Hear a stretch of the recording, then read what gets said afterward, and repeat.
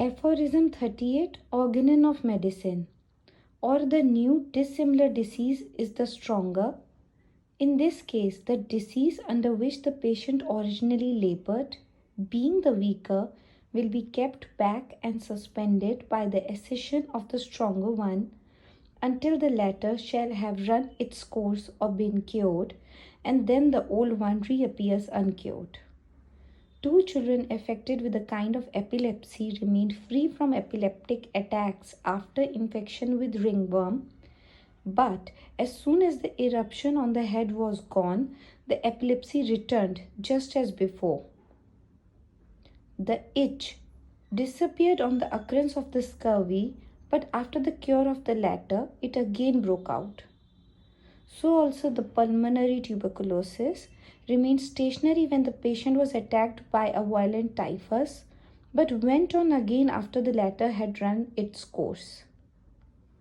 If mania occur in a consumptive patient, the tuberculosis with all its symptoms is removed by the former, but if that go off, the tuberculosis returns immediately and proves fatal. When measles and smallpox are prevalent at the same time and both attack the same child, the measles that had already broken out is generally checked by the smallpox that came somewhat later, nor does the measles resume its course until after the cure of the smallpox, but it not infrequently happens that the inoculated smallpox is suspended for 4 days by the supervention of the measles, after the desquamation of which the smallpox completes its course. Even when the inoculation of the smallpox had taken effect for 6 days and the measles then broke out, the inflammation of the inoculation remained stationary and the smallpox did not ensure until the measles had completed its regular course of 7 days.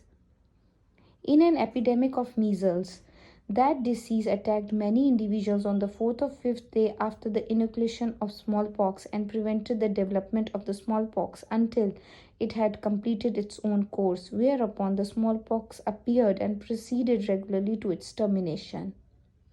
The true smooth erysipelatous looking sclerotina of Sydenham with sore throat was checked on the 4th day by the eruption of cowpox, which ran its regular course, and not till it was ended did the sclerotina again establish itself.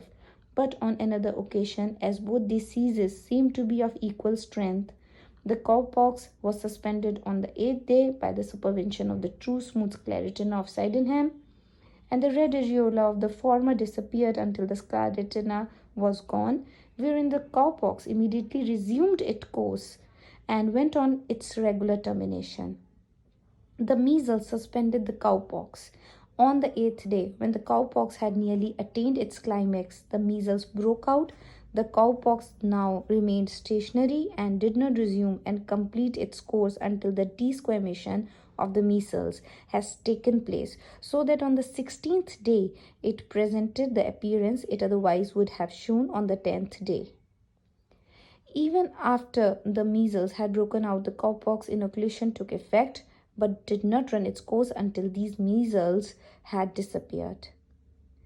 I myself saw the mumps, angina parotidia, immediately disappeared when the cowpox inoculation had taken effect and had nearly attained its height. It was not until the complete termination of the cowpox and the disappearance of its red areola that this febrile tumefaction of the parotid and submaxillary glands that is caused by a peculiar miasm reappeared and ran its regular course of 7 days.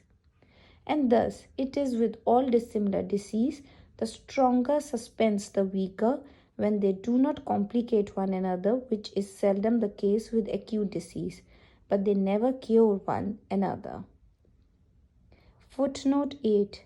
Very accurately described by withering and Plensis, but differing greatly from the purpura or rougeronque, which is often erroneously denominated scarlet fever.